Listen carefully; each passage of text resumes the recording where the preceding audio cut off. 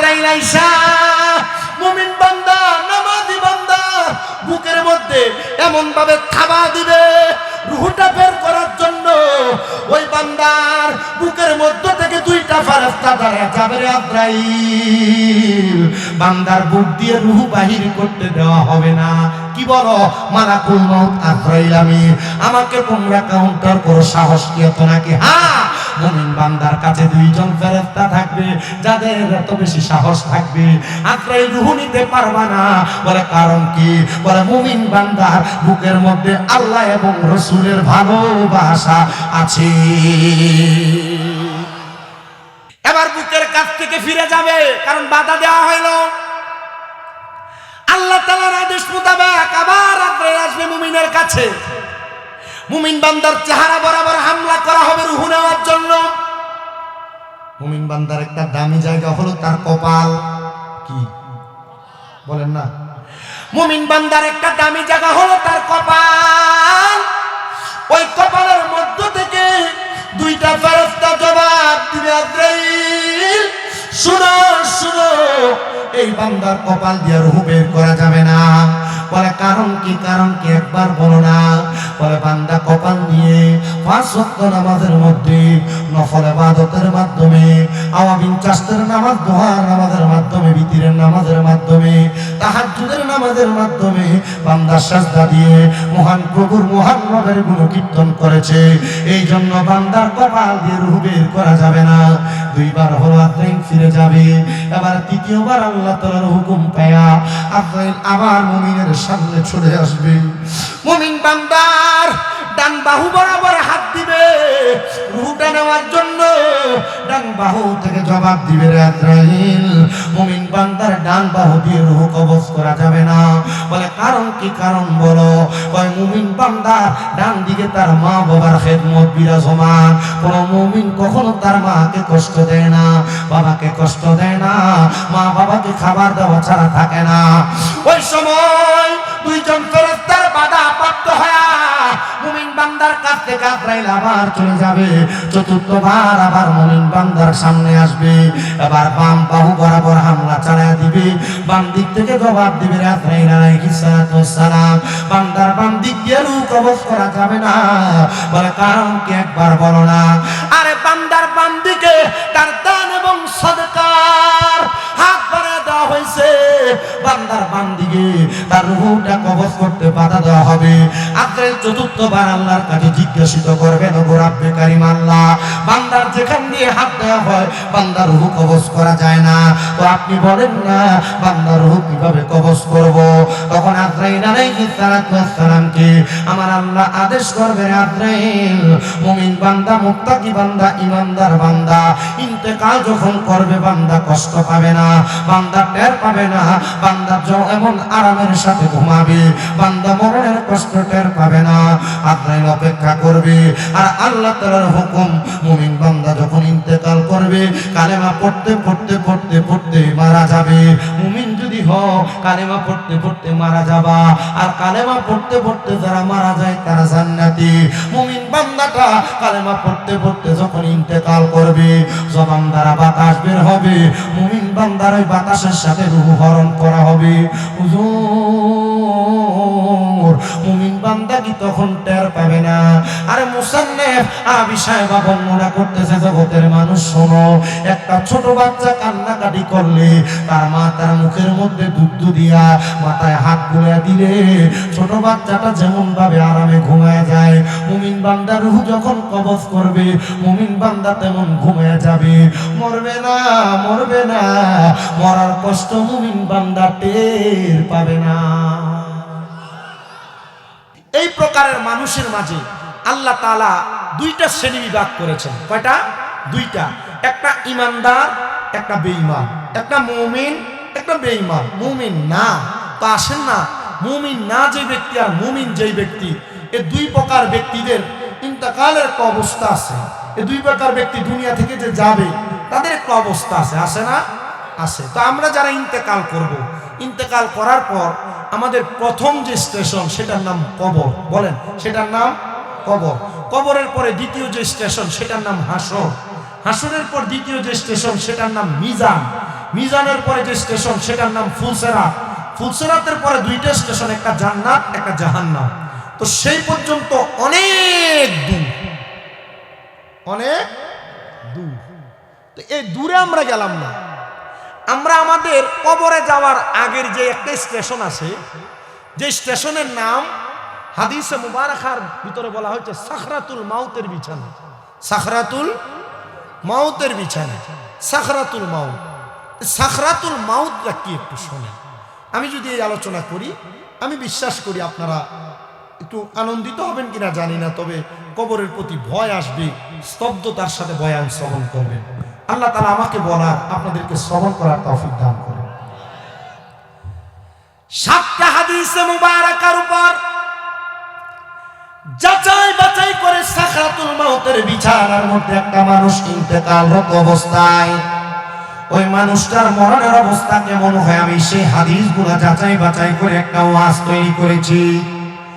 হযরত আব্দুল্লাহ ইবনে আব্বাস রাদিয়াল্লাহু তাআলা আনহু আমার নবীজির দরবারে উপস্থিত।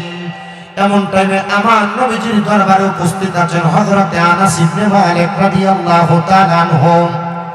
ওনারা যখন উপস্থিত অবস্থায় রাহমাতুল লিল আলামিন নবীজিকে প্রশ্ন করলেন, ইয়া রাসূলুল্লাহ, বনু কুরাইজা গোত্রের একজন মানুষ ইন্তেকাল করেছে। যেই মানুষটা ইন্তেকাল করার সময় তার চোখগুলা উল্টে গেছে, মানুষ তাকে দেখে ভয় পাচ্ছে।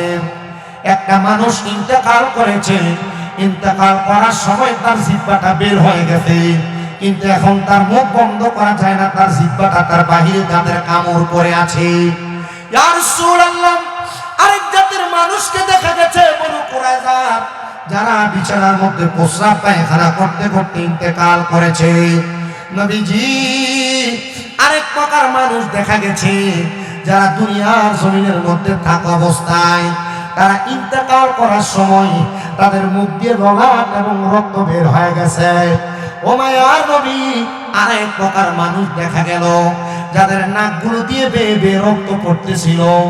নবীজি, আপনার কাছে আমরা জানতে চাই, আপনি বলেন এই মানুষগুলোর অবস্থা কেমন হলো? নবী আমার তাদের কাছে কুরআনুল কারীমের আয়াত তেলাওয়াত করে শোনায় দিলেন, হে দুনিয়ার মানুষ, তোমরা শোনো, ওয়ালা তাকুনু, তোমরা তাদের মতো হয়ো না, আল্লাযীনা যারা নাসাল্লাহা ফাআনসাহুম আনফুসাহুম, তারা নিজের কথা ভুলে গিয়েছে, আমি আল্লাহ তাআলা তাদেরকে তাদের নিজের কথা ভুলে রাখছি। আল্লাহ তাআলা কারা? আল্লাহ বলেন, উলাইকা হুমুল ফাসিকুন, এরা কেউ না, এরা হলো ফাসিক। এই ফাসিকের কয়েকটা প্রকার শ্রেণী বিভাগ আছে। যারা মিথ্যা কথা বলে তারা ফাসিক, যারা নামাজ ছেড়ে দেয় তারা ফাসিক, যারা গালি বন্ধ বলে তারা ফাসিক, যারা দুনিয়ার জমিনের মধ্যে মানুষের সঙ্গে অসৎ আচরণ করে তারা ফাসিক। এবার শোনেন মুসলমান, আমার আল্লাহ তাআলা কেন আয়াতে কারিমাতে কথাগুলো বললেন? তাফসিরে জালালাইন শরীফের যিনি তাফসীরকারক আল্লামা জালালউদ্দিন সৈয়দী এবং জালালউদ্দিন মুহল্লী, এই দুইজন তাফসীরকারক একই সাথে বর্ণনা করেন। ওই সময় হযরতে আনাস ইবনে মালিক আমার নবীকে প্রশ্ন করেন, ইয়া রাসূলুল্লাহ, ও নবী, আপনি বলেন না মানুষ কেন মরণের সময় বিছানায় প্রস্রাব করে দেয়, পায়খানা করে দেয়, নাকে মুখে দিয়ে রক্ত ছেড়ে দেয়? নবী আমার চোখ মুবারকের পানি মুবারক গুলো ছেড়ে দিলেন, আর ক্রন্দনরত অবস্থায় ডাক দিয়ে বলেন, ও আনাস ইবনে মালিক, শুনে রাখো, শুনে রাখো, আমার আল্লাহ তাআলা যখন বান্দার মালাকুল মাউত আজরাইল তার কাছে প্রেরণ করেন, আল্লাহ তাআলা সাথে সাথে বান্দার কাছে মালাকুল মাউত প্রেরণ করেন না। পৃথিবীতে যত মানুষ বসবাস করে প্রত্যেকটা মানুষের নাম লেখা লেখা। একটা গাছ আমার আল্লাহ তাআলার নাম ওখানের মধ্যে রোপণ করে রাখছেন, যে গাছটাকে হাদিস শরীফের ভাষায় বলা হয় সাদরাতুল ইয়াকিন। ওই সাদরাতুল ইয়াকিন নামক গাছের প্রত্যেকটা পাতায় পাতায় মানুষের হায়াতগুলো লিপিবদ্ধ করা আছে। ওই গাছটা থেকে যখন পাতাটা ছিঁড়ে পড়ে যায়, তখন আজরাইল আলাইহিস সালাতু ওয়াস সালাম ওই মানুষটার কাছে চলে আসে। কিন্তু আজরাইল আলাইহিস সালাতু ওয়াস সালাম ওই মানুষটার কাছে আসার আগে আমার আল্লাহ তাআলা ওই মানুষের কাছে দুইটা ফেরেশতা পাঠিয়ে দেন। যে দুইজন ফেরেশতার চোখের রং হলো নীল রঙের, যে চোখগুলা দেখে বান্দা ভয়ে বিছানার মধ্যে প্রস্রাব পায়খানা করে দেয়। ও মায়ার নবী, যখন বান্দা বিছানায় প্রস্রাব পায়খানা করে দেয় তখন তো আর তার ওযু থাকে না। ওযু ছাড়া কোনো ইমানদার মারা যায় না। ইমানদার সব সময় পবিত্র অবস্থায় থাকতে পছন্দ করে। আমি আপনাদের সবার কাছে বলবো, আমার পাবনা ভাঙ্গুরা থানা রাঙ্গালিয়া পূর্ব সীমান্ত পাড়া জামে মসজিদের 17তম ইসলামী জলসায় আগন্ত মুসলমানেরা, মনে রাখতে হবে একটা মুসলমান সব সময় পবিত্র থাকবে, অপবিত্র না। আল্লাহর নবীজি ঘোষণা করতেছে, আনাস ইবনে মালিক থেকে হাদিস বর্ণিত, তিনি বলেন উম্মতে মুহাম্মদী যদি সর্বাবস্থায় ওযু নিয়ে থাকে আর এই ওযু অবস্থায় যদি উম্মতে মুহাম্মদী ইন্তেকাল করে তখন তার মরণটা শহীদের মরণ হয়ে যায়। আজকে বুঝতেছেন? রাহমাতুল লিল আলামিন নবী আমার ডাক দিয়ে বলেন, ও আনাস ইবনে মালিক শুনো, ফেরেশতা দুইজন যখন বান্দার সামনে আসে, ওই বান্দার চেহারাটা দেখে বান্দা ভয়ে বিছানার মধ্যে প্রস্রাব পায়খানা করে দেয়। এবার আজরাইল আলাইহিস সালাতু ওয়াস সালাম বান্দাটার সামনে দাঁড়া হয়ে যায়। দাঁড়ানোর সাথে সাথে ওই বান্দাটা সে অবস্থার মধ্যে স্বাভাবিকভাবে থাকে না। বান্দাটা সে অবস্থার মধ্যে যখন থাকে, বান্দাটার সামনে আজরাইল দাঁড়ানোর সাথে সাথে আজরাইলের সঙ্গে কথা বলার চেষ্টা করে। আজরাইল, আমি এখনো পর্যন্ত মরণের প্রস্তুতি গ্রহণ করি নাই, আমাকে একটু সুযোগ দাও, আমি যেন মরণের প্রস্তুতি গ্রহণ করতে পারি। তখন বান্দা কোনো কথা বলার সুযোগ তার থাকবে না, কারণ আমার আল্লাহ তাআলা বান্দাকে দুনিয়াতে একটা হায়াত দান করেছিলেন, যে হায়াত দ্বারা বান্দাটা দুনিয়াতে ভালো থাকবে, সুস্থ থাকবে, সুন্দর থাকবে, আর তার মালিকের ইবাদত করে করে বান্দা তার জীবন কাটিয়ে দিবে। কিন্তু বান্দা জীবন কাটায় নাই, বান্দাটা বড় সুন্দর করে রং তামাশায় জীবন কাটাইলেন। হায়রে ও রাঙ্গালিয়ার জান্নাতের বাগান মাহফিলের বাবা বন্ধুরা, পর্দার অন্তরালের আমার মা ভনেরা, ওই বান্দাটার সামনে আজরাইল আসার সাথে সাথে বান্দার দুই চোয়াল মানে দাঁতের মাঝখানে তার জিহ্বাটা কামড় পরে আটকা পড়ে যাবে। বান্দা বড় কষ্ট পায়, ওই কষ্ট বান্দা অনুভব করতে পারে। তখন বান্দা আজরাইল আলাইহিস সালাতু ওয়াস সালামকে আবার বোঝানোর চেষ্টা করবে। বান্দা জবান তো বন্ধ হয়ে গেল, কেমনে বুঝাবে? একটা বার কি আপনার মনে প্রশ্ন জাগে না? তখন বান্দা তার চোখের ইশারা দিয়ে বোঝানোর চেষ্টা করবে। আহারে আজরাইলের ভয়ঙ্কর এমন চেহারা, এমন বিকট চেহারা, বান্দা তাকানোর সাথে সাথে তার চোখগুলো একবার উপরের দিকে উঠে সাদা অংশটা দেখা যাবে। তখন বান্দার চোখটা উল্টে যাবে।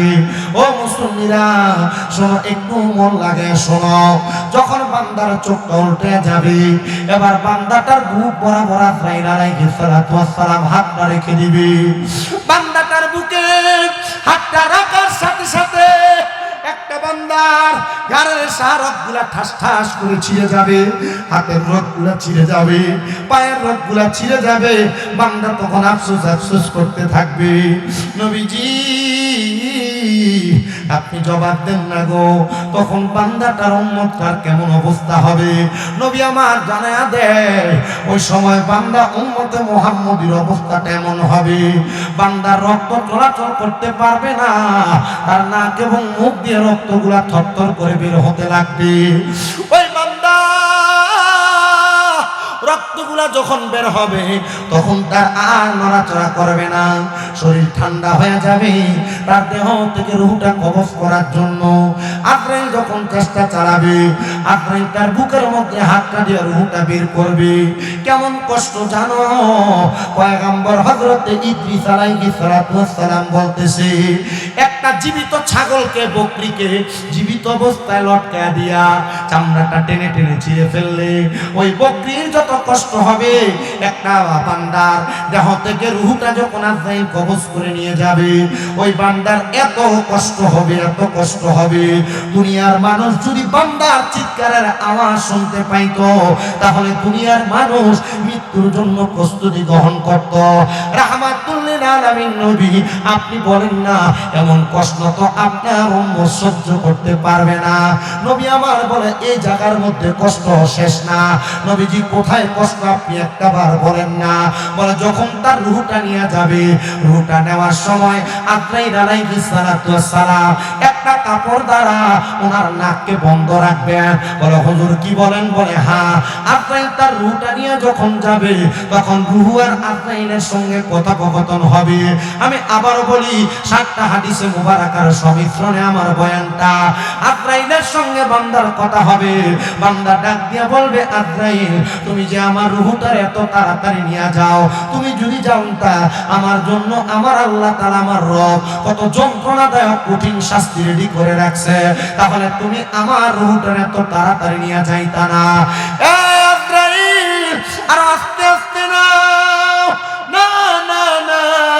আজরাইল তখন বান্দার রূহটার অধিক তাড়াতাড়ি নিয়ে যাবে, কারণ বান্দা নামাজ ছেড়ে দিতে দিতে, হারাম খাবার খাইতে খাইতে, সুদের টাকা ঘুষের টাকা খাইতে খাইতে, বান্দা মিথ্যা বলতে বলতে, জানা বিচার করতে করতে বান্দার রূহটা একটা দুর্গন্ধযুক্ত রূহ হয়ে যায়।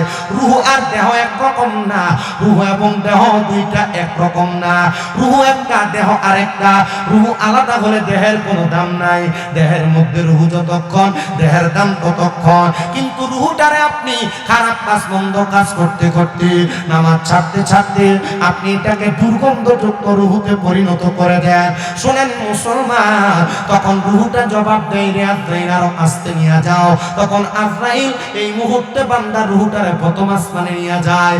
প্রথম আসমানের মধ্যে যখন নেয়, তাকে দেখে 19 জন করে ফেরেশতা সিরিয়ালে দাঁড়ানো, আর তারা তাদের জবান থেকে থু থু নিক্ষেপ করতেছে বান্দার দিকে। কি নিক্ষেপ করে? আপনারা যারা নামাজ ছেড়ে দেন, এটা আপনাদের বিষয়। আপনি পড়বেন কি পড়বেন না আমি আপনাকে বলবো না, পড়েন, আবার বলবো না পড়েন না। আমি আপনারে কবরে আপনি ইন্তেকাল করার আগ মুহূর্তে কি কষ্ট পাবেন নামাজ না পড়লে, আপনি রোজা না রাখলে কি কষ্ট পাবেন, আপনি দুনিয়াতে থাকা অবস্থায় আপনি মনে করেন যে সুদ খাইলেন, ঘুষ খাইলেন, সুদখোর আছেন এলাকায়, আপনি যত বলেন যে আছে না, এটা আপনি বললেও কাম হবে না। এলাকায় যে পরিবার সুদখোর, এখন আবার বেটা মানুষ সুদ খায় না, বাড়ি বাড়ি বেডিরা সুদের টাকা লাগায়। কথা বলেন না, আছে না নাই? বহু আছে। তা আমার কথা হচ্ছে, আমি আপনাকে এটা করেন না আমি বলবো না। আমার কথা হচ্ছে, আপনি এটা করলে এই শান্তি পাবেন, এটা না করলে এই শাস্তি পাবেন, আমি আপনাকে বলে দিয়ে যাব। বলে হুজুর এটা কি বলেন? আমাদের এখানে অনেক হুজুর আসে, অনেক বয়ান করে, আপনি এগুলা বলে চলে যাবেন না।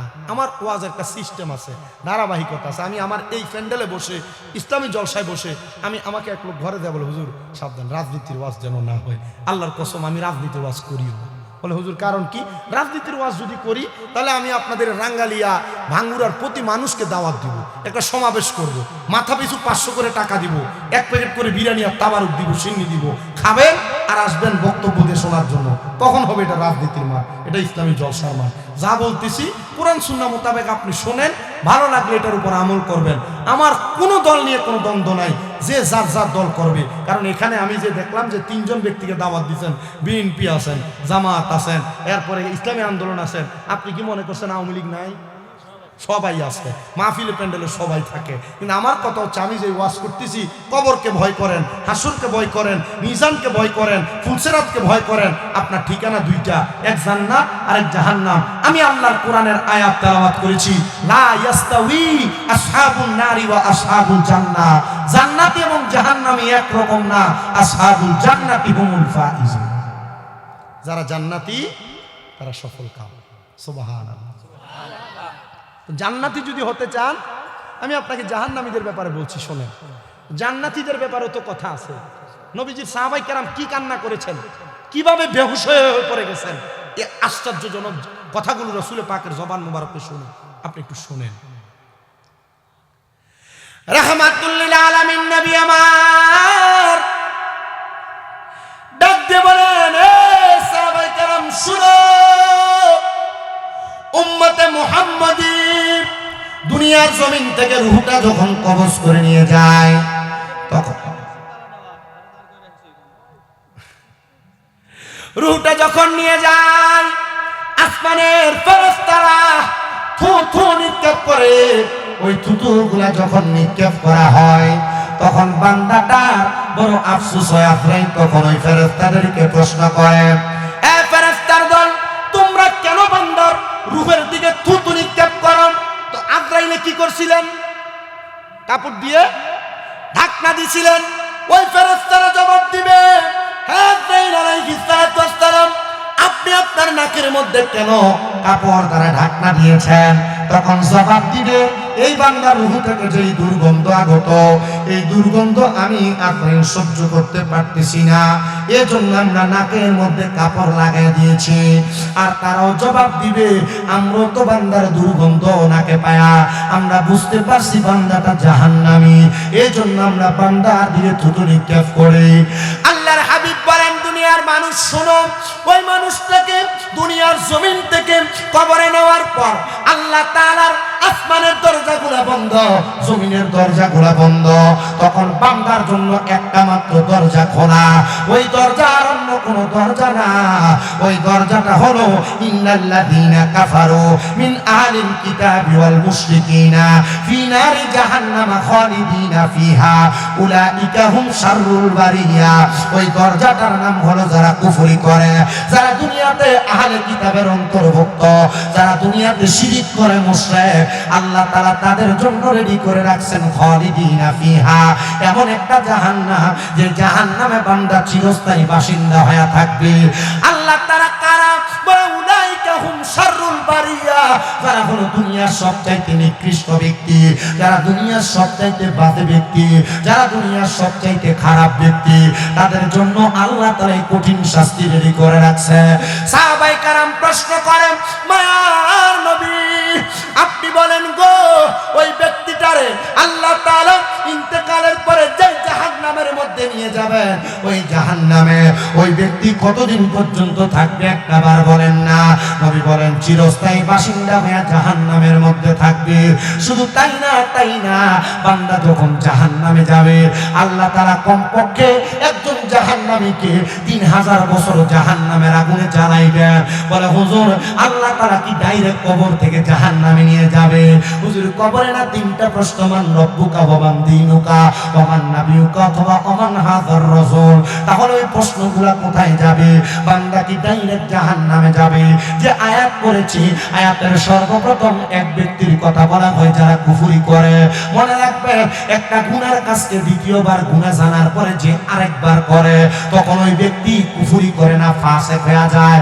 দ্বিতীয়বার গুনাহকে গুনাহ যায় না যখন করে, তখন ওই ব্যক্তি গুনাহ করার কারণে তার ভিতরে নেফাকি আসে, সে মুনাফিক হয়। মানুষ ডাইরেক্ট কাফের হয় না, কাফের হওয়ার জন্য কয়েকটা ধাপ বিচ্যুতি আছে।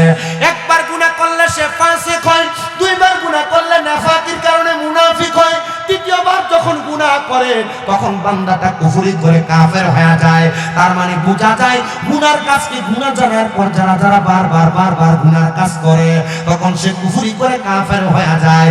তখন তারা কবরে যাওয়ার পর তিনটা প্রশ্নের জবাব দেওয়া লাগবে না, ডাইরেক্ট তার ঠিকানা হলো জাহান্নাম। কি ডাইরেক্ট? কি জাহান্নাম। 3 প্রশ্নের জবাব দিবেন, আপনি মনে ধরে রাখছেন। আর 3টা প্রশ্ন করবে, উত্তর দিতে পারলে জান্নাতি, না দিতে পারলে জাহান্নামী। এ ওয়াজ তো চলেই সবসময়। না না না, শোনেন কি বলি, জান্নাত আর জাহান্নামে তো সোজা। জান্নাত জাহান্নামের মাঝখানে আরো 4টা স্টেশন, এগুলো পাড়ি দিতে হবে আপনাকে। জান্নাতের আগে আরো নিয়ামত আছে, হাসরের ময়দানে আছে না? জান্নাতের আগে ফুলসেরাতে অনেক বড় নিয়ামত আছে, আছে না? জান্নাতের আগে মিজানের পাল্লায় বড় নিয়ামত আছে, যেটা উম্মতে মুহাম্মদী যারা, আখিরি নবী মুহাম্মদ মুস্তাফা সাল্লাল্লাহু আলাইহি ওয়াসাল্লামের উম্মত যারা, তারা যেটা দেখে অবাক হয়ে যাবে। আমাদের চিন্তা নাই তো না, যারা আখিরি নবীর উম্মত, আমাদের কি নাই? চিন্তা নাই। নবী তো এভাবে বলছেন, শাফাআতি লি আহলিল কাবাইর মিন উম্মতি। নবীর উম্মতের কবিরা গুনাহ করেছেন, এদেরকে নবী সুপারিশ করবেন, তবে ক্ষেত্র বিশেষ যাচাই করে। সুবহানাল্লাহ। এখন আপনাকে যদি এই কথা বলা হয়, আপনি গুনাহ বেশি বেশি করবেন, আপনি চিন্তা করবেন, নবী তো কবিরা গুনাহ করনেওয়ালাকেও সুপারিশ করবে, তা আমি গুনাহই করি, নামাজের দরকার কি? না না, শোনেন, কষ্ট হচ্ছে আপনার কি মন ওয়াজ শোনেন আমি জানি না। আমি আপনাদের এলাকায় কেমন ওয়াজ চলে একটু আমি জানি। কি একটু হাউমাউ করে একবার চিল্লা বক্তব্য দেওয়া লাগে, লাগলে আমার কাছে সেটাও আছে, কিন্তু আমি যেভাবে বলতেছি এভাবে শোনেন। আমার ওয়াজের ধারাটা এটা, কারণ আমার অনেক কষ্ট হয়, আমি অনেক কষ্ট করে আসছি। তো আলহামদুলিল্লাহ, যে যার ঘরে খাওয়াইলো, নাম না কি ওনার? হ্যাঁ আবু কাসেম সাহেব, হ্যাঁ আবুল কাসেম সাহেব, মোটামুটি ডাট খানা হয়েছে তো, এই খানা মোটামুটি এটা ভালো হয়েছে, এটা খায় তো ওয়াজও ভালো হবে আশা করতেছি। এটা দই যেটা খাওয়াইছে না, ওইটা যে অরিজিনাল দুধের বোঝা গেছে, হ্যাঁ অরিজিনাল পাবনাতে খাঁটি হয় না, বলবো ইনশাল্লাহ কুমিল্লাতে গিয়ে আপনাদের কথা। মাশাআল্লাহ অনেক কিছু খাওয়াইছে আলহামদুলিল্লাহ।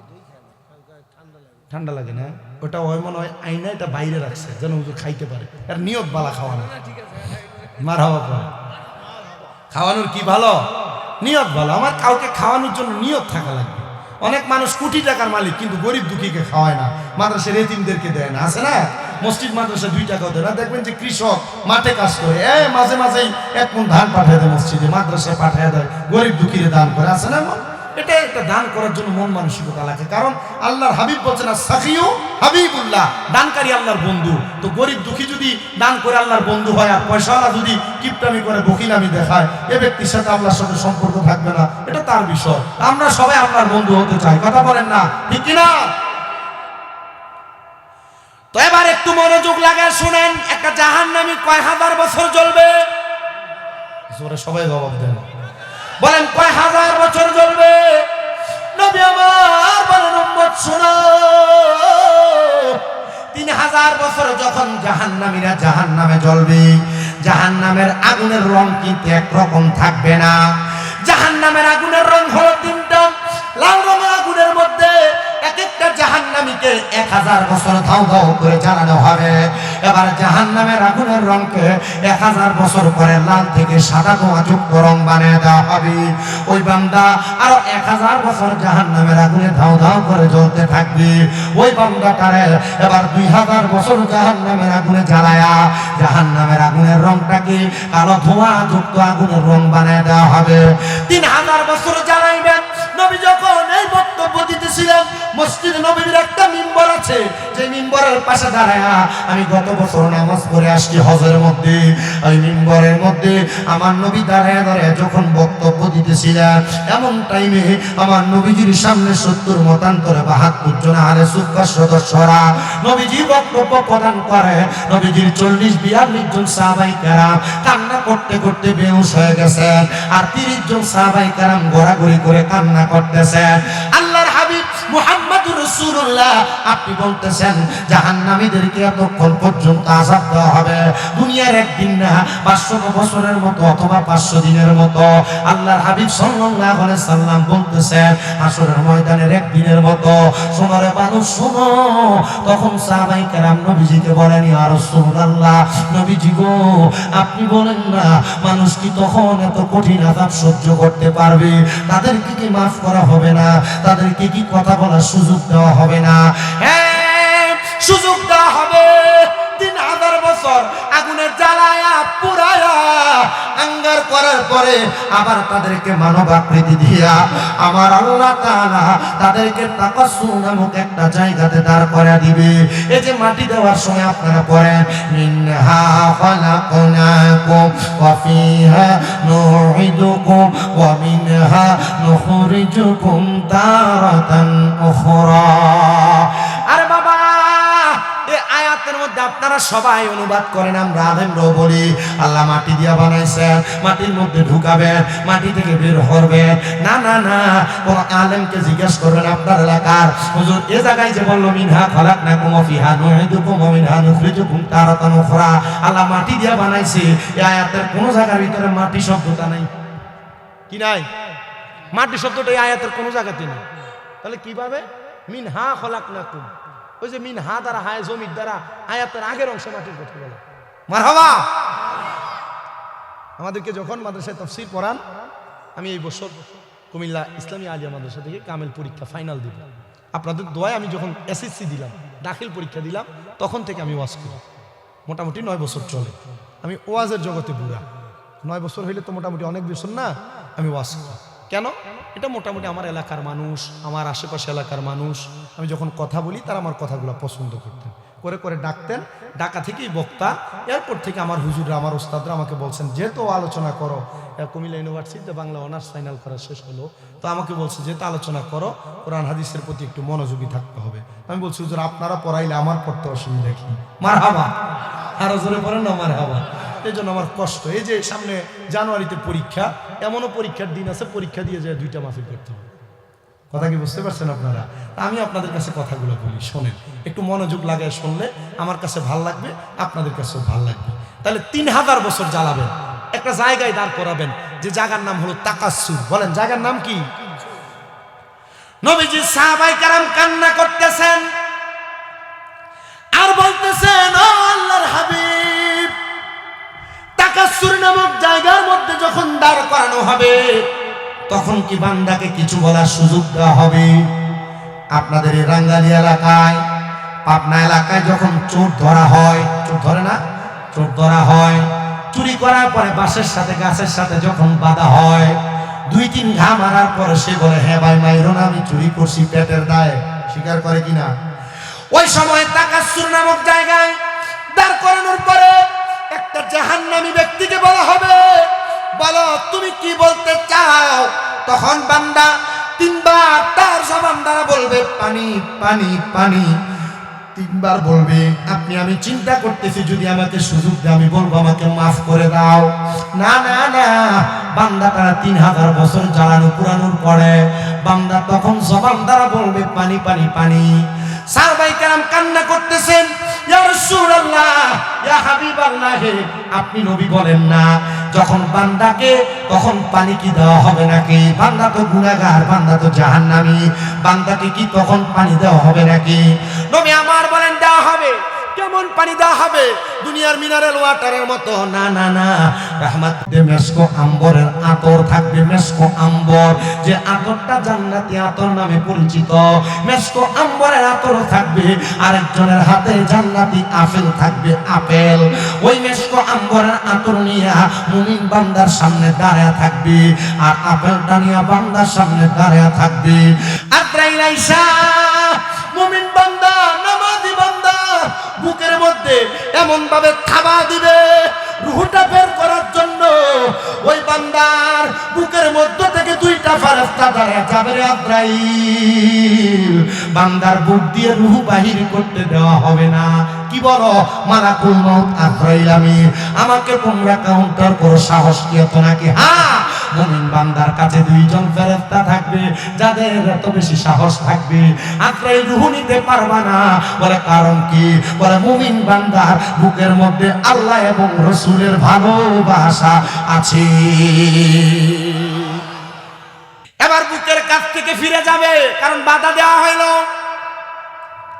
আল্লাহ তাআলার আদেশ মোতাবেক আবার আদ্রাইল আসবে মুমিনের কাছে। মুমিন বান্দার চেহারা বরাবর হামলা করা হবে রূহ নেওয়ার জন্য। মুমিন বান্দার একটা দামি জায়গা হলো তার কপাল।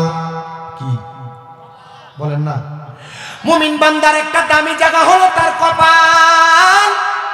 ওই কপালের মধ্য থেকে 2টা ফেরেশতা জবাব দিবে, আদ্রাইল শুনো শুনো, এই বান্দার কপাল দিয়ে রূহ বের করা যাবে না। বলে কারণ কি? কারণ কি একবার বলো না। বলে বান্দা কপাল নিয়ে 5 ওয়াক্ত নামাজের মধ্যে, নফল ইবাদতের মাধ্যমে, আওয়াবিন চাষের নামাজ, দোহার নামাজের মাধ্যমে, বিতিরের নামাজের মাধ্যমে, তাহাজ্জুদের নামাজের মাধ্যমে বান্দা সাজদা দিয়ে মহান প্রভুর মহান নামের গুণকীর্তন করেছে। এই জন্য বান্দার কপাল দিয়ে রূহ বের করা যাবে না। 2 বার হলো আদ্রাইল ফিরে যাবে।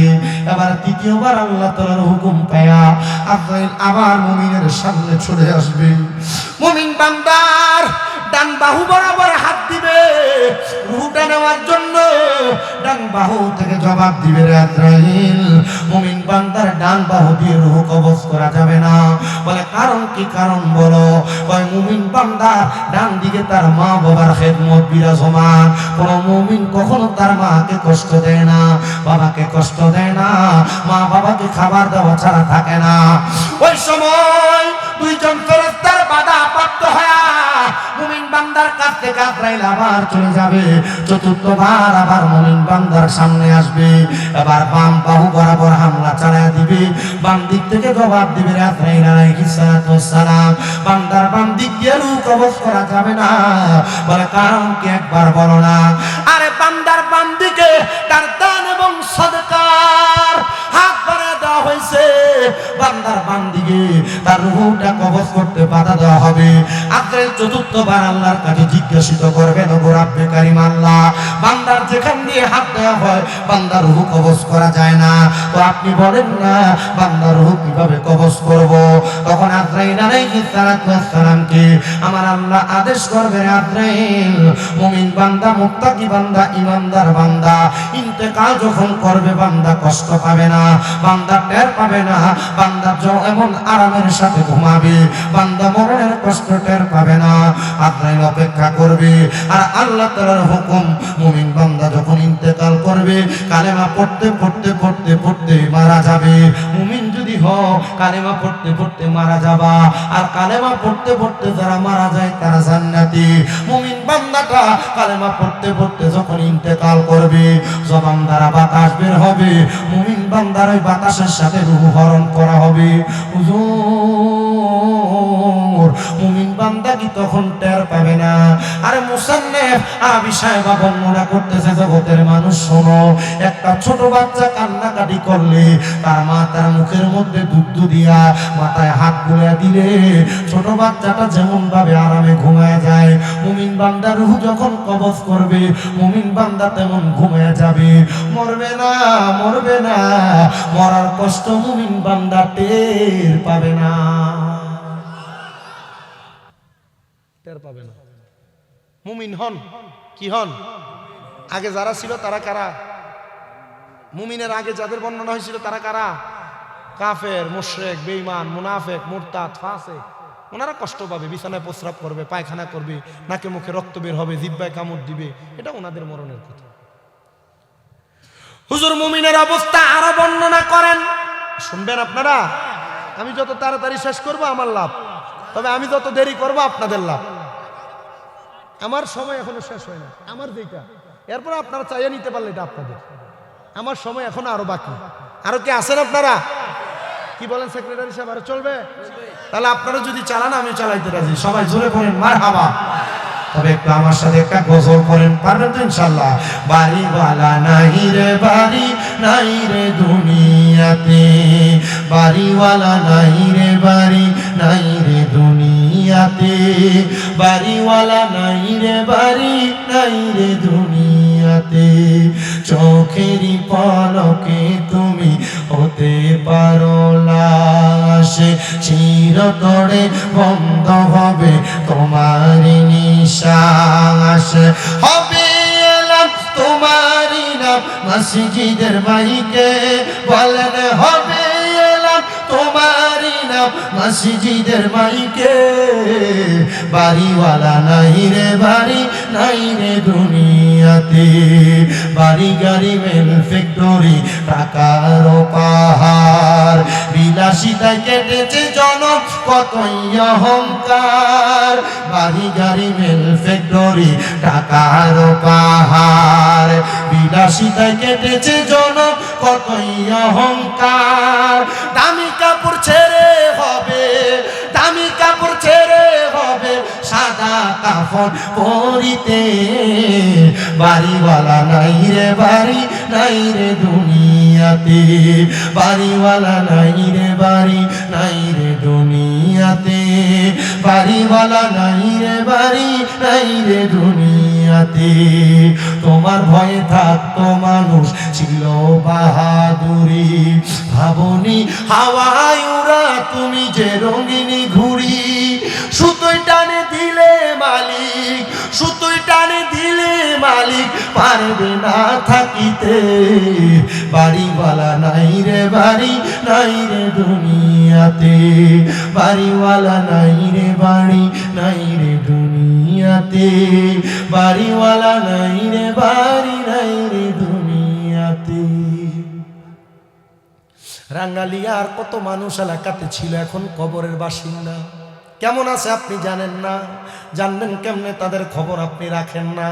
কিন্তু যারা মুমিন আল্লাহ রাস্তায় চলে গেছে আল্লাহ তাদের ব্যাপারে বলেন, ওয়ালা তাকুলু লিমান ইউকতালু ফি সাবিলিল্লাহি আমওয়াত, যারা আমি আল্লাহর রাস্তায় চলে গেছে তোমরা তাদেরকে মৃত বলো না। আরে আল্লাহ কি বলেন, মৃত বলবো না? বলে হ্যাঁ, বাল আহইয়াউন, তারা জিন্দা।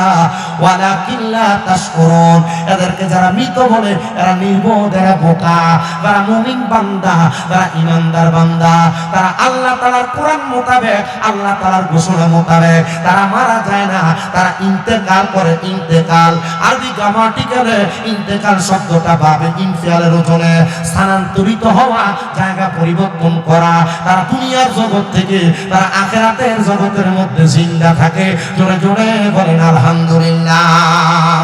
এবার মুমিনের রূহটা নিয়ে যাবে আজরাইল।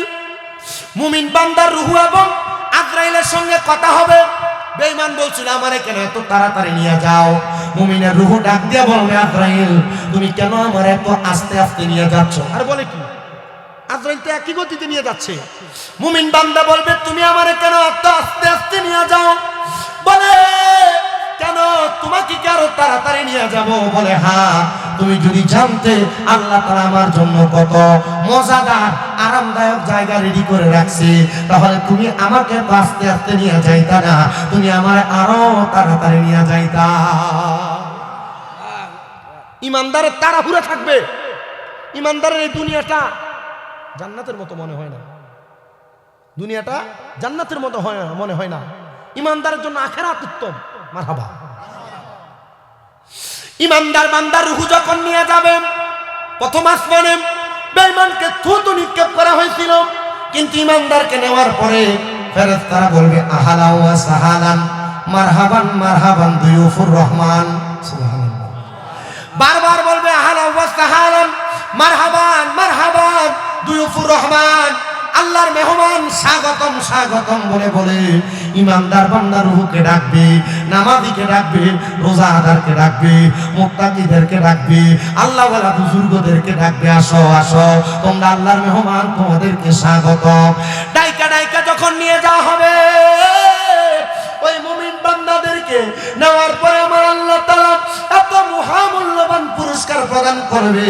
সাহাবায়ে কেরাম নবীরে বলেন ইয়া রাসূলুল্লাহ, ও নবী আমার আল্লাহ তাআলা কেমন মূল্যবান পুরস্কার প্রদান করবেন বলেন না। নবী আল্লাহ তাআলার কোরআনুল কারীমের আয়াত তেলাওয়াত করে শোনায়, জাযাউহুম ইনদা রাব্বিহিম জান্নাতু আদনিন তাজরি মিন তাহতিহাল আনহার আল আনহারু খালিদিনা ফিহা আবাদা রাদিয়াল্লাহু আনহুম ওয়া রাদু আন যালিকা লিমান খাশিয়া রাব্বাহ। জবান খুলে উচ্চ কণ্ঠে জোরে জোরে পড়েন আল্লাহু আকবার। তখন আমার নবী শুনে দিবে মুমিন তোমার জন্য কত বড় পুরস্কার শুনো। নবীজি কেমন পুরস্কার আপনি বলেন? নবী আমার বলবে ওই পুরস্কার স্বয়ং আল্লাহর পক্ষ থেকে। দুনিয়ার পুরস্কার মানুষ টাকা দিয়ে 1 লাখ 2 লাখ 5 লাখ দিয়ে বুঝ দিবে। এবার বলেন দুনিয়ার মানুষের চাইতে সর্বশক্তিমান সবচাইতে বেশি ক্ষমতাবান একজন তিনি কে?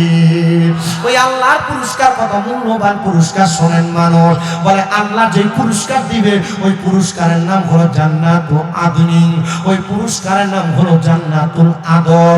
নবীজি জান্নাতুল আদন পুরস্কারটা কেমন হবে নবীজি জানাচ্ছেন, তাজরি মিন তাহতিহাল আনহার। এত সুন্দর জান্নাত, এত সুন্দর জান্নাত, ওই জান্নাতের নিচে দিয়ে নদী প্রবাহিত হবে। এবার শুনেন ওই নদীটার নাম হলো জিম্বা, ওই নদীটার নাম হলো রজব নদী। রজব ওই নদীর মধ্যে দুনিয়ার পানির মতো পানি থাকবে না, 4 প্রকারের পানি থাকবে, 4 প্রকারের পানি। ইয়া রাসূলুল্লাহ ওই 4 প্রকারের পানির কথা আপনি আমাদেরকে বলেন না। নবী বলেন 1 নাম্বার ওই জান্নাতের পানির মধ্যে থাকবে ইন্না আতাইনা কাল কাউসার, কাউসারের পানি থাকবে। নবীজি ওই কাউসারের পানি কারা পান করবে? বলে যারা আল্লাহ এবং তার রাসূলের প্রতি ঈমান এনেছে, আল্লাহর সঙ্গে শিরিক করে নাই, আল্লাহ ছাড়া অন্য কারো ইবাদত করে নাই, তারাই ওই কাউসারের পানি পান করবে। কাউসারের পানি। ইয়া রাসূলুল্লাহ 2 নাম্বার ওইখানে আর কি পানি আছে? নবী আমার বলে দ্বিতীয়ত ওই জায়গার মধ্যে সারাবান তাহুর আছে, পবিত্র পানি। নবীজি ওই পানি কারা পান করবে আপনি বলেন না। নবী আমার বলে ওই সারাবান তাহুরা পান করবে তারা যারা কখনো নেশা করে নাই। এবার আপনারা বলেন রাঙ্গালিয়া এবং এই পাবনা জেলার আশেপাশে যত থানা আছে এই অঞ্চলের মধ্যে নেশাখোর আছে না নাই? এদের জন্য কলগুলো রাখা যায় না, চুরি করে নিয়ে যায়। আছে অভাব। নেশাখোর যারা, শোনেন রাহমাতুল্লিল আলামিন নবীজির ঘোষণা, হযরত আনাস ইবনে মালিক রাদিয়াল্লাহু তাআলা থেকে হাদিস বর্ণিত, তিনি বলেন যে যারা নেশা করে, এই নেশা করার সময় তাদের ঈমান থাকে না। ঈমান না থাকলে এটা কি ঈমানদার না বেঈমান? বেঈমান। যতক্ষণ না কালেমা পড়ে ততক্ষণ তার ঈমান ফিরে আসে না। এজন্য যারা নেশায় দ্রব্যপান করে তাদের ঈমান থাকে না, তারা যেন সাবধান হয়ে যায়, তারা যেন নেশা না করে। রাহমাতুল্লিল আলামিন নবী আরো বলছেন কি, যে যারা নেশা করে যেই টেবিলে বসে, তোমরা নেশাখোরদের সাথে একই টেবিলে বসো না। নবীজি কেন বলে? যারা নেশাখোরদেরকে সঙ্গ দেয়, নেশাখোরের সাথে চলাফেরা করে, নেশাখোরের সাথে ওঠা বসা করে, তারা আমি নবীর দলভুক্ত নয়। তাহলে নবীর দলভুক্ত না হলে মুসলমানই তো না। কথা বলে না, নবীর দলভুক্ত না হলে কি না? মুসলমানই তো না। আমরা নবীর দলভুক্ত থাকতে চাই কিনা? এক নাম্বার পেলাম। দুই নাম্বার, নবী বলেন দুনিয়ার জমিনের মধ্যে যারা চুরি করে, চুরি করার সময় চোরদের ঈমান থাকে না। ওজনে কম দেয় এক শ্রেণীর মানুষ আছে না? মানুষের ক্ষেত থেকে শশা চুরি করে, মূলা চুরি করে, তরকারি চুরি করে এক শ্রেণীর মানুষ আছে না? মানুষের গাছ থেকে বড়ই আম চুরি করে আছে না এক শ্রেণীর মানুষ? এমন চোর যারা, এ চুরি করার কারণে তাদের ঈমান থাকে না। যতক্ষণ না তারা কালেমা পড়ে আবার মুমিন হয়, ততক্ষণ পর্যন্ত তাদের ঈমান ফিরে আসে না। এজন্য চুরি করা থেকে সাবধান, চুরি করা থেকে। তিন নাম্বার বড় মারাত্মক একটা বিষয় নবী বললেন। তিন নাম্বার, যারা জিনা করে, জেনাখোরদের জেনা করার সময় ঈমান থাকে না। জেনাখোরদের জেনা করার সময় কি থাকে না? আপনি জেনা বলতে কি বুঝেন? আপনি বলবেন যে হুজুর ঘরে বউ আছে, অন্য কোনো মহিলাদের সাথে সম্পর্ক মেলামেশা করা, এটাকে শুধু জেনা বলে। স্বাভাবিক এটা উত্তর আসবে না? না। জেনা আপনার চোখ দ্বারা হয়, জেনা আপনার কান দ্বারা হয়, জেনা আপনার মুখ দ্বারা হয়, জেনা আপনার হাত দ্বারা হয়, জেনা আপনার পা দ্বারা হয়। কিভাবে হয় শোনেন। আপনি আপনার মুখ দিয়া কোনো গায়রে মাহরাম মহিলার সাথে যদি আপনি কথা বলেন, আপনার মুখের জেনা। আপনি আপনার চোখ দিয়া কোনো গায়রে মাহরাম নারীর দিকে যদি তাকান, আপনার চোখের জেনা। কোনো মহিলা আপনার গায়রে মাহরাম স্ত্রী না, এই মহিলার দিকে আপনি আপনার হাত দিয়ে ধরছেন, আপনার হাতের জেনা। কোনো মহিলা গায়রে মাহরাম, তার দিকে কথা বলার জন্য আপনি হাইটা হাইটা দাঁড়ায় আছেন রাস্তায়, স্কুলের মেয়েটা যাবে তাকে দেখার জন্য, আপনার পায়ের জেনা। আপনি কোনো মহিলার গলার আওয়াজ কান দিয়ে শুনবেন, আপনার কানের জেনা হবে। এবার আপনারা আমাকে একটু জবাব দেন তো, আমরা কি জেনা ব্যভিচারের সাথে থাকতে চাই নাকি? না, আমরা থাকতে চাই না। তাহলে জেনা ব্যভিচারের কারণে ঈমান চলে যায়। আমরা এমন জেনা থেকে আল্লাহ আমাদেরকে দূরে রাখেন। ধরে পড়েন আমিন। সবাই মহব্বতে পড়েন আমিন। প্রিয় মুসলমান ভাইরা আমার, আমি বুঝতেছি না আপনারা কেমন বয়ান শ্রবণ করতে পছন্দ করেন, তবে আমি আমার বয়ানটা শেষ করব যদি আপনারা আমাকে আরো একটু সময় দেন। নবী রাহমাতুল্লিল আলামিন নবী বলেন, মুমিন বান্দা মুত্তাকি বান্দাটাকে যখন নিয়ে যাওয়া হবে, মুমিন বান্দা মুত্তাকি বান্দাটাকে নিয়ে যাওয়ার সাথে সাথে মুমিন বান্দাটার জন্য জান্নাতের পুরস্কার দেওয়া হবে। তাহলে দুইটা পানির কথা বললাম। তিন নাম্বার আরেকটা পানি আছে, যে পানিটার নাম হলো জান্নাতের লাবান, মানে জান্নাতের দুধ। নবীজি জান্নাতের দুধ কারা কারা পান করবে? বলে যারা কখনো পরের হক মেরে মেরে খায় নাই, জমি দখল করে নাই, এরা ওই জান্নাতের পানিটা দুধরা পান করবে। আর চার নাম্বার, জান্নাতের মধু, ওই জান্নাতের মধু তারা পান করবে যারা দুনিয়ার জমিনের মধ্যে কখনো মিথ্যা কথা বলে নাই, জবান দ্বারা মন্দ কথা বলে নাই, গালিগালাজ করে নাই, তারাই ওই জান্নাতের মধুগুলা পান করবে। শুনেন আমার এই রাঙ্গালিয়ার জান্নাতের বাগানের বাবা বন্ধুরা, মুসলমান ইমানদাররা, ওই জান্নাতের পানি যদি আপনারা পান করতে চান, আপনারা আপনাদের ঈমানটাকে পরিপূর্ণ বানান, ঈমানটাকে পরিপূর্ণ বানান। সাহাবায়ে কেরাম নবীজিকে প্রশ্ন করেন, ইয়া রাসূলুল্লাহ, মায়ার নবী রাহমাতুল্লিল আলামিন নবীজি, ওই জান্নাতের মধ্যে কারা কারা থাকবে আপনি তাদের পরিচয় বলেন। বলে দুই প্রকারের ব্যক্তি ওই জান্নাতের মধ্যে থাকবে, রাদিয়াল্লাহু আনহুম ওয়া রাদু আন, যারা আল্লাহকে খুশি করতে পেরেছে, আল্লাহ যাদের প্রতি রাজি খুশি হয়েছে, অথবা যারা আল্লাহর প্রতি রাজি হয়েছে, আল্লাহ যাদের প্রতি রাজি হয়েছে, তারাই ওই জান্নাতের মধ্যে থাকবে। তারা কারা, তাদের পরিচয় কি? বলে যালিকা লিমান খাশিয়া রাব্বা, তারা হলো ওই ব্যক্তি যারা দুনিয়াতে আল্লাহকে সবচাইতে বেশি ভয় করেছে। আল্লাহকে রাজি খুশি করার জন্য আপনাকে আমাকে দুনিয়াতে যেই কর্মকাণ্ডগুলো করা প্রয়োজন মুমিন মুসলমান, এর মধ্যে আল্লাহর কোরআন আপনাকে সর্বপ্রথম জিহাদের আদেশ করে। তো জিহাদ করার মতো অবস্থা তো বাংলাদেশে এখন দেখা যাচ্ছে না। তবে জিহাদ হলো সবচেয়ে বড় জিহাদ। হাদিসে মুবারাকা হযরত আব্দুল্লাহ ইবনে মাসউদ রাদিয়াল্লাহু তাআলা আনহু থেকে হাদিস বর্ণিত, তিনি বলেন সবচেয়ে বড় জিহাদ হলো একটা মানুষ তার নফসের সাথে জিহাদ করা। নফসের সাথে আপনার মন চাইতেছে কোন অবৈধ নারীর সাথে মেলামেশা করা, আপনার মন চাইতেছে গান বাদ্য করা, আপনার মন চাইতেছে গুনাহ করা, কিন্তু আপনি যদি বলেন না না না আমি এই গুনার কাজটা করব না, আমি আমার নফসের সাথে যুদ্ধ করে গুনাহকে ত্যাগ করে দিয়ে আমি আল্লাহ তাআলার ইবাদত করব, এটার মতো যুদ্ধ পৃথিবীতে আর কোনো কিছু নাই। এই নফসের প্রতি যুদ্ধটা যখন আপনি করে আল্লাহর কাছে যখন আপনি আপনাকে প্রেজেন্ট করতে পারবেন, আপনি হবেন সবচাইতে বড় মুত্তাকি, সবচাইতে বড় আবেদ, সবচাইতে বড় মুমিন, সবচাইতে বড় পরহেজগার। ও রাহমাতুল লিল আলামিন নবী, আপনি আমাদেরকে আরো কিছু মুত্তাকি আল্লাহকে খুশি করনেওয়ালা ব্যক্তির পরিচয় দেন। বলে এর মধ্যে আর এক প্রকার ব্যক্তি আছে যারা আল্লাহকে রাজি খুশি করতে পারে, তারা আর কেউ না, সাধারণ কোনো মানুষ না, তারা হলো রেদা রব্বি ফি রিদাল ওয়ালিদাইন। দুনিয়ার জমিনের মধ্যে তারা যদি তাদের মা বাবাকে সন্তুষ্ট করে খুশি করে, আমার আল্লাহ তাদের প্রতি সন্তুষ্ট হয়ে যায়, রাজি হয়ে যায়, খুশি হয়ে যায়। কেমনে সন্তুষ্ট করবেন? হুজুর আমার মা নাই, আমার বাবা নাই, তারা কবরের বাসিন্দা, আমি সন্তুষ্ট করার মতো কোনো উপায় নাই। আছে আছে আপনাদের যাদের মা বাবা কবরে, আপনারা মনে করতেছেন টাকা খরচ করে ভালো খাওয়ায় ভালো পরে আমরা সন্তুষ্ট করব। নবী বলেন না, আমি নবীর কাছে বনু কুরাইজার একজন মহিলা আগমন করলেন। আয়েশা বললেন ইয়া রাসূলুল্লাহ আল বাকিয়া মিন বিরিয়া ওয়া শাইউন আবার রহুমা বিহি বাদা মাউতিহিমা। নবীজি আমাদের মা বাবা ইন্তেকাল করেছে, ইন্তেকালের পরে আমাদের কোনো দায়িত্ব আছে কিনা? আপনি মনে করতেছেন বেঁচে থাকলে খানা খাওয়াইলে, মা বাবা বেঁচে থাকলে তাদের সুন্দর আচরণ করলে মনে হয় ভালো। না না না, মা বাবা মারা যাওয়ার পরে আপনার কিছু দায়িত্ব আছে। এর মধ্যে এক নাম্বার দায়িত্ব নবী বলেন, ও মুসলমান, এক নাম্বার দায়িত্ব আসসালাতু আলাইহিমা, তোমরা তোমাদের মা বাবার জন্য দোয়া করবা। দোয়া যদি তোমরা দোয়া করো, আল্লাহ তাআলা তোমাদের মা বাবারে মাফ করে দিবে। রাহমাতুল লিল আলামিন নবী এক নাম্বার বললেন আসসালাতু আলাইহিমা, দোয়া করার জন্য। শুনেন দোয়াটা কেমন উপকারে লাগে। হযরত ওসমান জিন নূরাইন রাদিয়াল্লাহু তাআলা আনহু বলেন, আমি একদিন দেখলাম আমার নবীজি ওনার আম্মা এবং আব্বার কবরস্থানের সামনে দাঁড়ায়া দাঁড়ায়া চোখ মুবারকের পানিগুলো ছেড়ে দিয়ে দিয়ে কান্না করতেছে। আমি জিজ্ঞাসা করলাম ফিদাকা বিওয়া উম্মি ইয়া রাসূলুল্লাহ, আমার মা বাবা আপনার কদমে কুরবান হোক। নবীজি আপনি বলেন না আপনি কেন কবরস্থানের সামনে দাঁড়ায়া দাঁড়ায়া কান্না করতেছেন?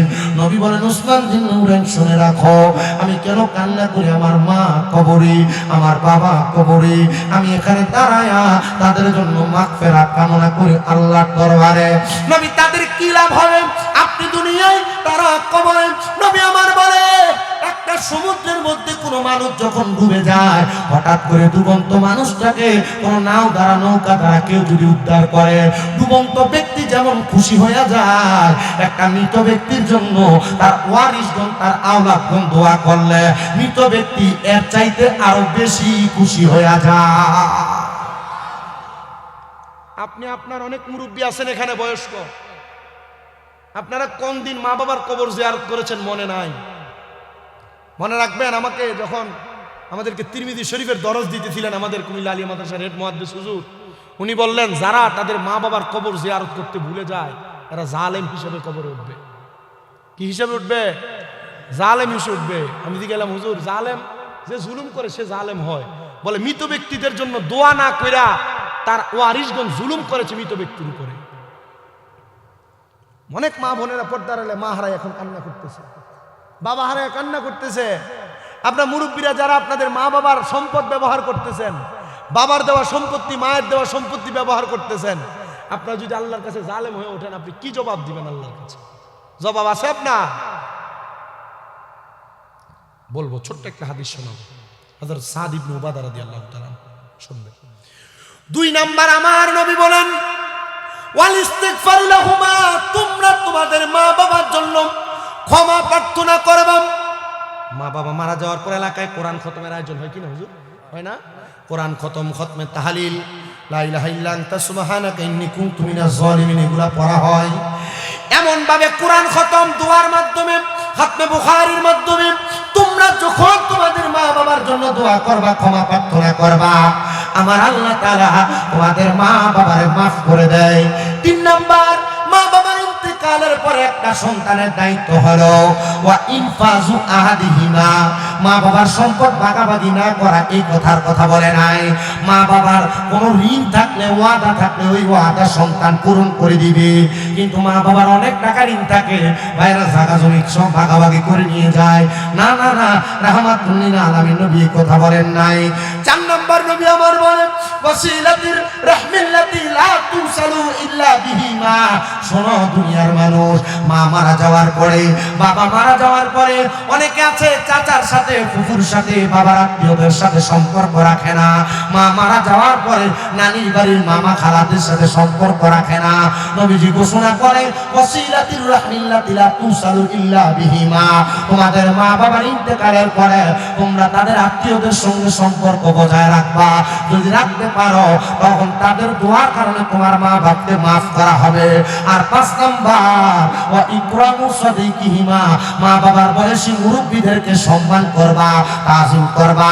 মা বাবার বন্ধু বান্ধব যারা তাদেরকে সম্মান করবা। বাবা যেই বয়স্ক মানুষটার সাথে চলতো তাকে বাবার মতো সম্মান করবা। মা যে মহিলাগুলোর সাথে চলতো এদেরকে মায়ের মতো সম্মান করবা। যদি করতে পারবো আমার আল্লাহ তাআলা তোমাদেরকে এইটার বিনিময়ে নাজাত দান করবে। নাজাত কেমন নাজাত? যখন তাদের জন্য আপনি দোয়া করবেন এরা কবরকে আল্লাহ নাজাত দিয়ে, জান্নাত দিয়ে ভরপুর করে দিবেন। এরা বলবে আল্লাহ আমাদের কবরটাকে কেন জাহান্নাম থেকে জান্নাত বানিয়ে দেওয়া হইলো? বলে তোমার এমন একজন ওয়ারিসদার তুমি রেখে আসছো। আমার সাথে ঘরে দেখা করেছিলেন একজন ব্যক্তি যার একটা সন্তান কোরআনে হাফেজ হয়েছে। আমি খুশি হই আপনাদের দোয়ায় কুমিল্লাতে আমার 6টা মাদ্রাসা চলে, একটা না 6টা মাদ্রাসা। প্রত্যেকটা মাদ্রাসায় কোরআনে হাফেজ হয়। গত 5 দিন আগে আমার 5টা ছেলে একসাথে হেফজ শেষ করেছে। মারহাবা, একসাথে 5টা ছেলে হেফজ শেষ করেছে। রমজানের পূর্বে আরো 8 জন একসাথে হেফজ শেষ করবে। জানেন আমি এগুলা দেখে বড় খুশি হই, কারণ এরা যখন দোয়া করবে এদের দোয়া আল্লাহ আমাকেও মাফ করবে। আপনার সন্তান হাফেজ কোরআন হলে আল্লাহ তাআলা সন্তানের উসিলা আপনাকে মাফ করবে। আলেমের বাবা হলে আপনাকে মাফ করবে, আলেমের মা হলে আপনাকে মাফ করবে। এজন্য আবদার রাখি আপনারা একটু আলেমের মা বাবা হওয়ার চেষ্টা করবেন। লাভ আছে, বড় লাভ আছে, বড় লাভ আছে। বলে হুজুর কেন? বলে যখন কবরবাসীরা দেখবে আপনার দোয়ার কারণে কবরবাসীদেরকে মাফ করে দেওয়া হয়েছে, তখন কবরবাসীরা কবর থেকে বলবে ওয়া মাগফিরাতু লাহুমা, আল্লাহ যাদের উসিলে আপনি আমাদেরকে মাফ করেছেন আপনি তাদেরকেও মাফ করে দেন। আমি আপনি আল্লাহকে দেখি না, পাই না, আর ওরা কবর থেকে সরাসরি ফেরেশতার কাছে আবেদন করবে। ফেরেশতারা আল্লাহকে বলবে আল্লাহ এরা বলছে যার উসিলে তাদেরকে মাফ করা হয়েছে আপনি তাকেও মাফ করে দেন। আপনি দুনিয়া থেকে দোয়া করবেন কবরবাসীর জন্য, কবরবাসীরা দোয়া করবে আপনার জন্য। আল্লাহ তাআলা কবরবাসীর কথার বিনিময়ে আপনাকে মাফ করবে। তাহলে আমরা কবরবাসীর জন্য দোয়া করব কবরবাসীর লাভের জন্য না আমাদের লাভের জন্য? কবরবাসীদের জন্য দোয়া করলে লাভ কার হুজুর? আমাদের না, আমাদের নিজের লাভ। আপনারা আমার মাহফিলের ওয়াজের থেকে যদি সময় পান, সুযোগ পান, আমার জুমার অনেক আলোচনা আছে ইউটিউবে। এক একটা বিষয়ে এক এক সময় আলোচনা, এক একটা বিষয় এক এক সময় বয়ান। আমার প্রত্যেকটা জায়গায় প্রত্যেকটা কথা আছে। আপনার চেষ্টা করবেন এগুলো বুঝতে, চেষ্টা করবেন শুনতে। যদি সম্ভব হয় বাবাজি, ওয়াজ মাহফিলের ময়দান বর্তমান ফিতনা ফাসাদ অনেক হচ্ছে। তা আমার কথা হচ্ছে আমার যে কথাটা আপনার ভালো লাগবে আপনি সেটা মানবেন, যেটা ভালো লাগবে না সেটা মানার দরকার নেই। ঠিক আছে না? ঠিক আছে না? যেটা ভালো লাগবে এটা মানবেন। আপনি দোয়া করলে আপনার লাভ। তো হযরত সাদ ইবনে উবাদা রাদিয়াল্লাহু তাআলা নবীজির কলিজার টুকরা একজন সাহাবী, নবীজি ওনাকে পাঠাইলেন যুদ্ধ করার জন্য। কি করার জন্য? যুদ্ধ করার জন্য পাঠাইলেন। সাদ ইবনে উবাদা রাদিয়াল্লাহু তাআলা আনহু যুদ্ধ থেকে ফিরে আসছেন। ফিরে আইসা নবীজির দরবার থেকে দেখা করে বাড়িতে চলে গেছে। বাড়িতে যা দেখেন সাদ ইবনে উবাদা ডাক দে, মা ওঠেন না, দরজা খোলেন। এলাকার মানুষ এসে খবর দে, সাদ তোমার মা তো মারা গেছে। যুদ্ধ থেকে আসার পরে খবর শুনলে কলিজাতে কষ্ট কম না বেশি? খুব বেশি কষ্ট। সাদ ইবনে উবাদা কান্নারত অবস্থায় নবীজির দরবারে গেলেন আর বললেন, ইয়া রাসূলুল্লাহ আমার মা মারা গেছেন, আমার বাবা আমি যুদ্ধে যাওয়ার আগে ইন্তেকাল করেছেন। ও নবী, আপনি বলেন আমার মা যে মারা গেছেন, আমি আমার মায়ের জন্য কি করব? আমি জানাজাও দিতে পারি নাই, মা কবরী। নবী আমার বলেন, সাদ ইবনে উবাদা, তুমি তোমার মায়ের পক্ষ থেকে সাদাকা করে দাও। সাদ ইবনে উবাদা বলেন, নবী আপনি সাক্ষী থাকেন, আপনি সাক্ষী থাকেন, আপনি সাক্ষী থাকেন। আমার একটা খেজুরের বাগান আছে যার নাম হলো মেঘওয়াদা। ওই খেজুরের বাগানটা আমি আমার মায়ের জন্য আল্লাহর হস্তে সদকা করে দিলাম। নবী আমার বলেন, সাদ ইবনে উবাদা তুমিও সাক্ষী থাকো, এই খেজুরের বাগান থেকে যত মানুষ খেজুর আহার করবে আল্লাহ তাআলা এটার সওয়াব তোমার আম্মার আমলনামায় দিবে। পরের দিন সকালবেলা সাদ ইবনে উবাদা নবীর দরবারে দৌড়ে আসলেন। আল্লাহর হাবিব আপনি বলেন, আমি স্বপ্ন দেখলাম আমার মা বড় সুন্দর সুন্দর খাবার নিয়ে একটা জান্নাতের বাগানে বসে আছে, অসংখ্য হুর বিলমানরা আমার মায়ের পাশে। নবীজি এটার কারণটা কি, ব্যাখ্যাটা আপনি করে দেন। নবী বলেন, সাদ ইবনে উবাদা এটা অন্য কোনো ব্যাখ্যা না, তুমি যে বাগান দান করেছো, তুমি দান করার পরবর্তী সময় ছিল রাত্রিবেলা। রাত্রিবেলা তোমার খেজুরের বাগান থেকে অনেকগুলা পাখি খেজুর আহার করেছে, আর আমার আল্লাহ তাআলা এই পাখিগুলা খেজুর আহার করার কারণে তুমি সাদের মার কবর জান্নাতের বাগান বানিয়ে দিছি, এবং তোমার মায়ের কবরে পাখি খেজুর খাওয়ার কারণে আল্লাহ তাআলা জান্নাতি খাবারের ব্যবস্থা করে দিয়েছে। এখানে আপনারা অনেকেই বসেছেন যাদের মা নাই, যাদের বাবা নাই। মা বাবা আপনার অসংখ্য সম্পদ দিয়ে গেছে, আপনাকে থাকার জন্য দিয়ে যায় নাই, শুধু মা বাবার জন্য মাগফিরাত কামনা করার জন্য দিয়ে গেছে। মা বাবার দেওয়া জায়গা জমিতে আপনি বসবাস করতেছেন, একবার চিন্তা করে দেখেন ও রাঙ্গালিয়ার বাবা, আপনার মা বাবা যে কবরে চলে গেছে, যদি আপনার জায়গা জমিগুলো না দিয়ে যাইতো, আপনি যদি ভাড়াও থাকতেন, মাসে যদি 5,000 টাকা করে বাড়ি ভাড়া দিতেন, তাহলে আপনার 12 মাসে 60,000 টাকা ভাড়া লেগে যাইতো। অনেকের মা কবরে, বাবা কবরে। মা বাবা বেঁচে থাকলে যদি আপনি প্রতি মাসে 1,000 টাকার করে খাবার খাওয়াইতেন, 12 মাসে 12,000 টাকা, 1 বছরে লাগতো বছর প্রতি। ওদের আমার মা কবরে, আমার বাবা কবরে। নবী সাদ ইবনে উবাদা যেমন করে দান করে তার মাটারে জান্নাতি বানাইছেন, হুজুর আমিও চাই আমার মাটারে জান্নাতি বানানোর জন্য। হুজুর আমি এখন দিব, না পারলে 2 মাস পরে দিব, না পারলে 5 মাস পরে দিব, না পারলে 1 বছরের মধ্যে আমি পৌঁছে দিব। হুজুর আমি আমার মায়ের জন্য এই রাঙ্গালিয়ার পূর্ব সীমান্ত পাড়ার জামে মসজিদে আমি 10,000 টাকা দান করব। হুজুর আমার মা থাকলে আমি মাকে খাওয়াইতাম, বাবাকে খাওয়াইতাম। আছেন নাকি একজন ধন্য মায়ের ধন্য সন্তান, ধন্য বাবার ধন্য সন্তান, যে তার মা বাবার জন্য 10,000 টাকা দান করবেন? 10,000